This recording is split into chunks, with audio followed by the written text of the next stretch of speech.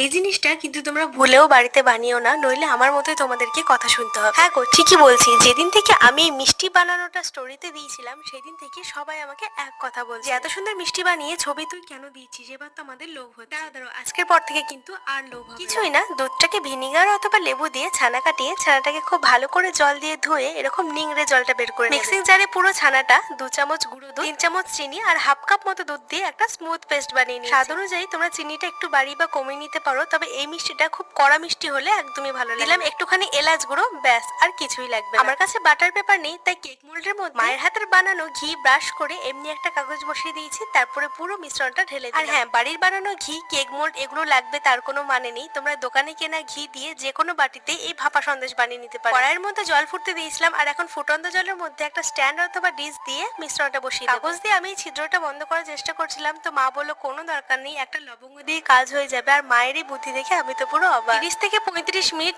একদম কম আছে মিষ্টিটা বসানো ছিল, আর এখন কিন্তু আমাদের ভাপা সন্দেশ প্রায় রেডি। প্রথমবার আমি নিজের একার হাত দিয়ে কোনো মিষ্টি বানালাম, তাও আবার সেটা আমার বাড়ির সকলের পছন্দ, ভাপা সন্দেশ। আমি তো সত্যি এক্সপেক্ট করিনি যে মিষ্টিটা এতটা পারফেক্ট হবে। কিছুক্ষণ ফ্রিজে রেখেছিলাম, তারপর এখন পিস করে নিচ্ছি। নাও নাও, আর এই ভিডিও